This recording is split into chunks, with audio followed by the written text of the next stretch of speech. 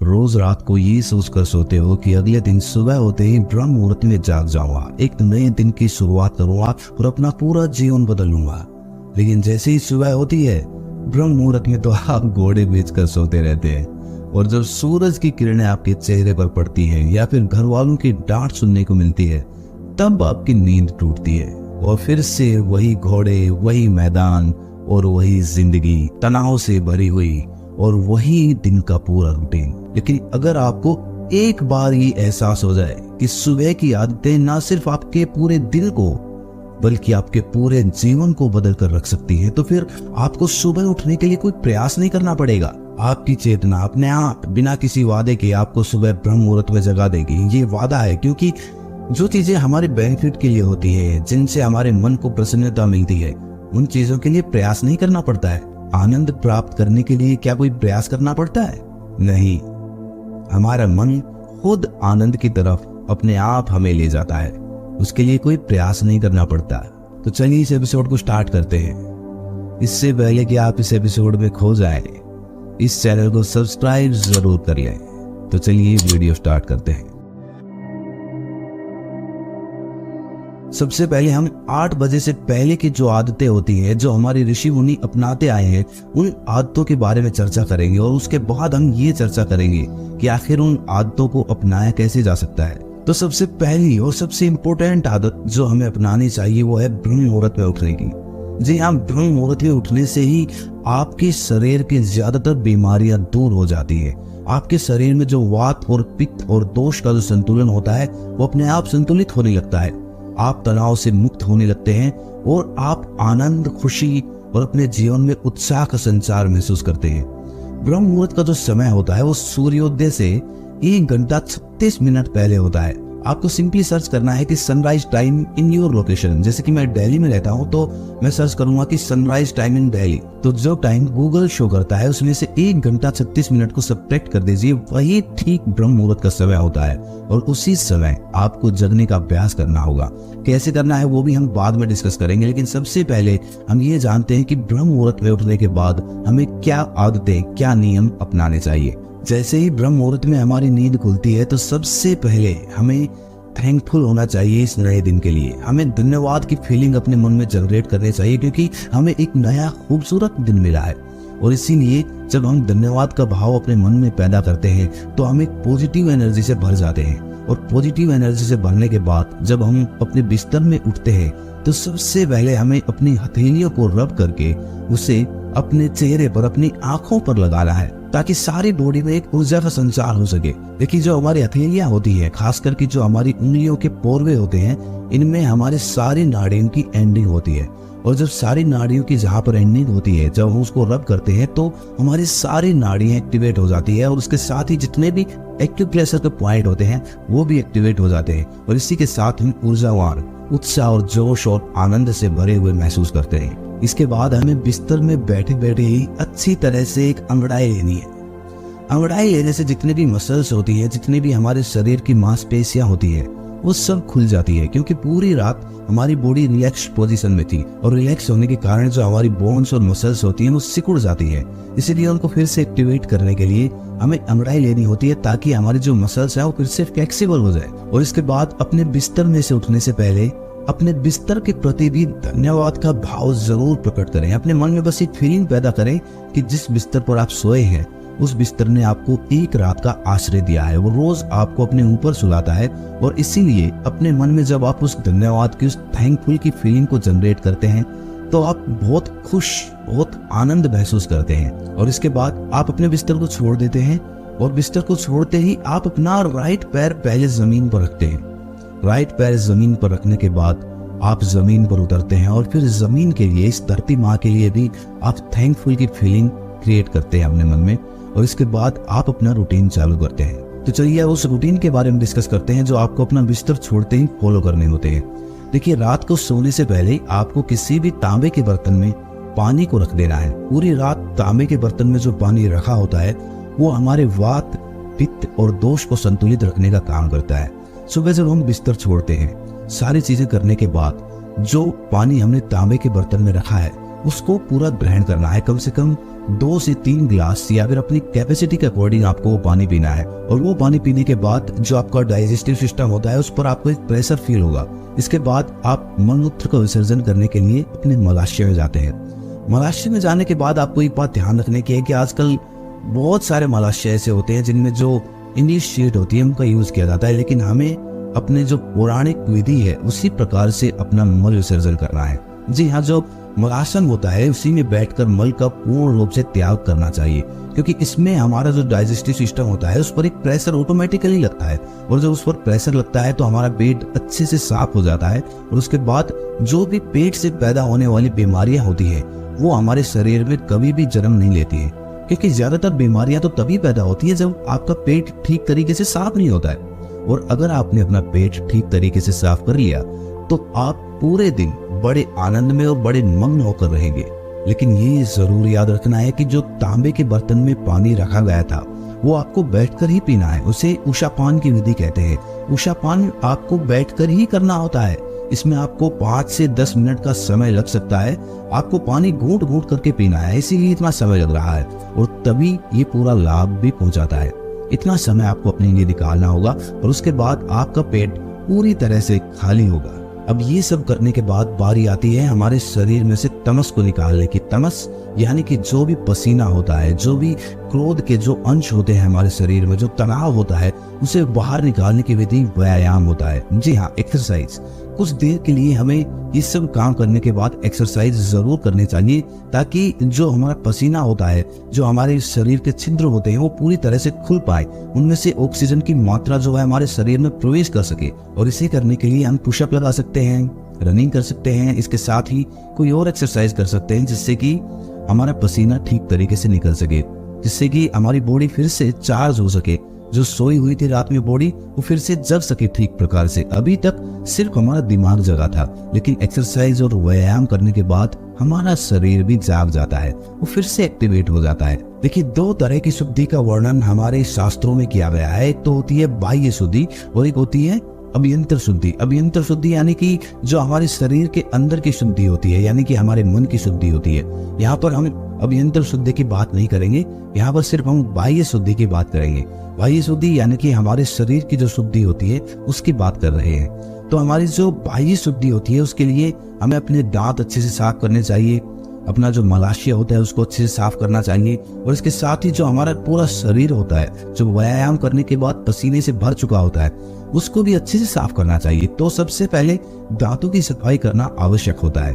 तो दांतों की सफाई करने के लिए ज्यादातर लोग क्या होता है कि टूथपेस्ट का इस्तेमाल करते हैं, लेकिन टूथपेस्ट में जो भी केमिकल्स मिले होते हैं, अगर आप उनके बारे में रिसर्च करेंगे, गूगल करेंगे, तो आपको पता चलेगा कि टूथपेस्ट से ज्यादा ये केमिकल पेस्ट होता है। और इसीलिए जो हमारे पौराणिक लोग यूज करते थे, जो हमारे ऋषि मुनि इस्तेमाल करते थे, उसी तरीके का हमें इस्तेमाल करना है। हम जो नीम की दातुन होती है उसका इस्तेमाल कर सकते हैं, अमरूद की दातुन, बबूल की दातुन, ये सभी दातुन इस्तेमाल करने से हमारे दांत तो साफ होते ही होते हैं, लेकिन इनका जो रस होता है जो हमारे शरीर में पहुंचता है। देखिए, जो नीम की दातुन होती है वो कड़वी होती है, और वो कड़वी दातुन का रस जब हमारे पेट में पहुंचता है तो जितनी भी बाई बादी जो गैस की प्रॉब्लम होती है, जो खट्टी डकारें होती है, वो बिल्कुल खत्म कर देती है।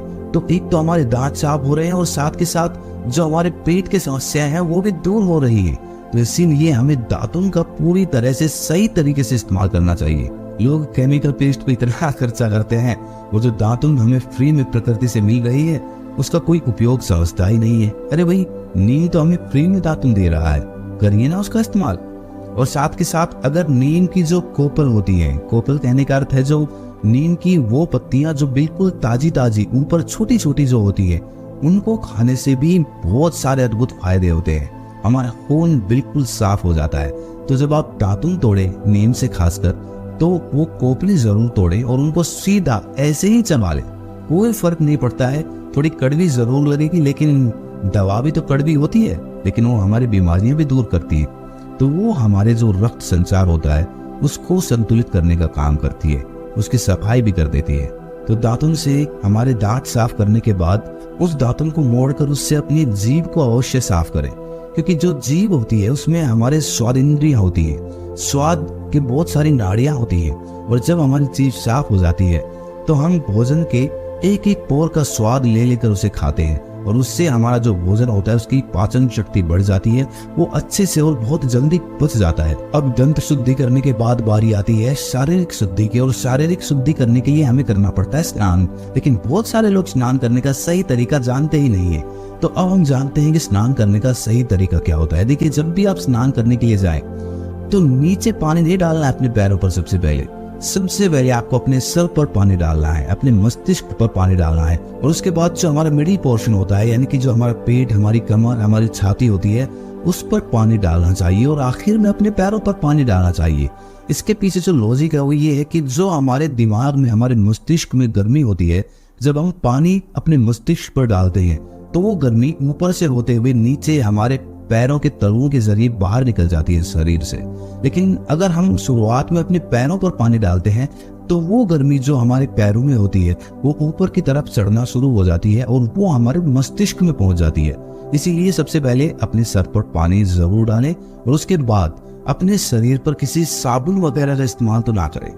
देखिए, साबुन भी क्या होती है, केमिकल्स होते हैं उसमें, और केमिकल क्या होते हैं, आपको कुछ देर के लिए तो खुशबू पहुंचाएंगे, लेकिन लॉन्ग टर्म में आपकी त्वचा को वो खराब करते हैं। इसीलिए हमारे ऋषि मुनि या फिर जो शास्त्र हमें बताते हैं, हमें उन्हीं प्रोडक्ट्स का यूज करना चाहिए। जैसे कि नहाते समय हम दही का इस्तेमाल कर सकते हैं, या फिर हम बेसन का इस्तेमाल कर सकते हैं, या मुल्तानी मिट्टी का इस्तेमाल कर सकते हैं। ये सारे वो प्रोडक्ट्स हैं जो बिल्कुल नेचुरल हैं, प्राकृतिक हैं, और जिनमें बहुत सारे इंग्रेडिएंट वो वाले होते हैं जो हमारे स्किन को बहुत ज्यादा बेनिफिट पहुंचाते हैं। इसीलिए इन प्रोडक्ट्स का यूज करके हम अपने स्किन को हेल्दी बना सकते हैं, उसको चमकदार बना सकते हैं, उसे खुशबूदार भी बना सकते हैं। खुशबूदार बनाने के लिए आप चंदन का भी इस्तेमाल कर सकते हैं। देखिए, अब नहाने के बाद टाइम आता है सबसे इम्पोर्टेंट काम का। जी, हमें बात कर रहा हूँ मेडिटेशन की, ध्यान की। ध्यान के बिना कुछ भी नहीं है। नहाने के बाद एक निश्चित जगह पर, एक निश्चित समय पर अपनी ध्यान मुद्रा में बैठ जाइए। जो भी ध्यान आप करते हैं, जो भी मंत्र जाप आप करते हैं, उसे करना स्टार्ट कर दीजिए। जितनी भी देर आप ध्यान को कर सके उतना ज्यादा लाभकारी होता है। ध्यान आपको उस दुनिया का साक्षात्कार कराता है जिसे मुक्ति बोलते हैं। आपके दिमाग से परे, आपके दिमाग से परे की जो दुनिया होती है उससे साक्षात्कार कराता है। आप अपने दिमाग के जरिए संसार की हर वस्तु हासिल कर सकते हैं, लेकिन दिमाग से परे की चीज कैसे हासिल करेंगे दिमाग से? उसके लिए तो दिमाग से परे जाना होगा, और ध्यान आपको दिमाग से परे लेकर जाता है। आपके दिमाग को शून्य कर देता है, मस्तिष्क को एकदम खाली कर देता है। जो तरह तरह के विचार चलते रहते हैं, अच्छे या बुरे उसके मायने नहीं है, विचार तो विचार हैं, और वही हमारे तनाव का असली कारण होते हैं। और इसीलिए जो दिन भर हम सोचते हैं, दिन भर हमारे दिमाग में जो विचार चलते रहते हैं, उनको बिल्कुल खाली करना बहुत जरूरी होता है। तभी हम आनंद की वो झलक देख पाएंगे, तभी हम इस दुनिया से परे वाली दुनिया का साक्षात्कार कर पाएंगे। कोई भी ध्यान हो जिससे भी आपको संतुष्टि मिलती हो, जिससे भी आपका मन शांत होता हो, उस ध्यान को करिए। किसी के कहने पर कोई ध्यान मत करिए, क्योंकि देखिए, हर आदमी या हर मरीज को अलग अलग डॉक्टर की दवा लगती है। उसी प्रकार हर आदमी को अलग अलग मेडिटेशन या अलग अलग ध्यान अच्छा लगता है, उसी से वो गहराई में जा पाता है।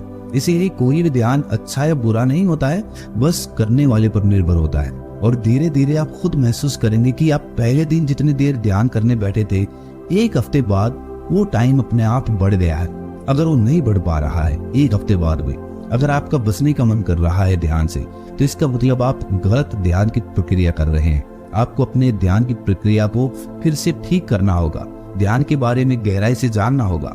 और अगर आप ठीक तरीके से कर रहे हैं तो आपका समय अंतराल अपने आप बढ़ता जाएगा। धीरे धीरे 15 मिनट, फिर 20 मिनट, फिर 30 मिनट, और आप एक एक घंटे तक ध्यान करते रहेंगे।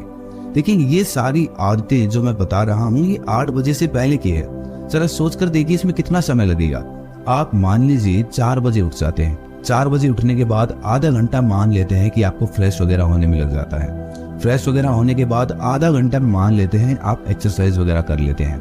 एक्सरसाइज वगैरह करने के बाद 15 मिनट या 20 मिनट आप क्या करते हैं, स्नान वगैरह करते हैं, तैयार होते हैं, अपने शरीर की सफाई करते हैं। अच्छा, अगर 4 बजे से ये समय जोड़े तो कितना टाइम हो जाएगा? आधा घंटा, आधा घंटा, 1 घंटा, 15 मिनट, 20 मिनट स्नान करने की, आधा घंटा मान लेते हैं, ठीक है, 1.5 घंटा। 4 बजे में 1.5 घंटा जोड़ेंगे तो 5:30 बज जाते हैं। 5:30 बजे आप ध्यान करने बैठ जाएंगे। और 5:30 से 1 घंटा भी अगर आप ध्यान करते हैं तो 6:30 का समय होता है, तो भी अभी तक 8 नहीं बजे हैं। तो इसके बाद क्या करना है? ये सब करने के बाद आपको लगेगी भूख, अब होगी आपको खाने की जरूरत। और अब हम जानते हैं कि सुबह उठने के बाद 8 बजे से पहले आपको क्या भोजन करना चाहिए। तो ध्यान वगैरह करने के बाद सबसे पहले आपको ड्राई फ्रूट्स खाने हैं जो आपने रात में भिगोए थे। जी हाँ, रात में ड्राई फ्रूट्स जरूर भिगोएं। बादाम, पिस्ता, किशमिश या फिर मूंग दाल जो होती है, ये सारी चीजें हमारे शरीर को बहुत ऊर्जा प्रदान करती है और सुबह सुबह सूरज उगने से पहले ही इन्हें खाना चाहिए, तभी इनके लाभ होते हैं। बादाम को छीलकर खाना चाहिए। जो किशमिश होती है उन्हें यूं ही भिगोकर खाया जा सकता है, और जो मूंग दाल होती है उसे भी यूं ही खाया जा सकता है, बिल्कुल कच्चा। तो ये खाने के बाद आप इनके साथ फ्रूट्स खा सकते हैं, फल इत्यादि खा सकते हैं, लेकिन फल आपको वही खाने हैं जो प्रवृत्ति में खट्टे नहीं होते हैं, यानी कि जो मीठे फल होते हैं जैसे कि केला, शकरकंदी वगैरह, ये आपको बहुत ऊर्जा प्रदान करेंगे। प्रोटीन और कार्बोहाइड्रेट इनमें बहुत ज्यादा होता है जो आपको पूरे दिन की एनर्जी प्रोवाइड करते हैं। लेकिन अगर आप सुबह खट्टे फल खा लेते हैं जैसे कि अंगूर या फिर संतरे वगैरह, तो इससे आपकी बॉडी में एक अलग सी बेचैनी रहेगी, क्योंकि ये पित्त का जो संतुलन होता है उसे बिगाड़ देता है।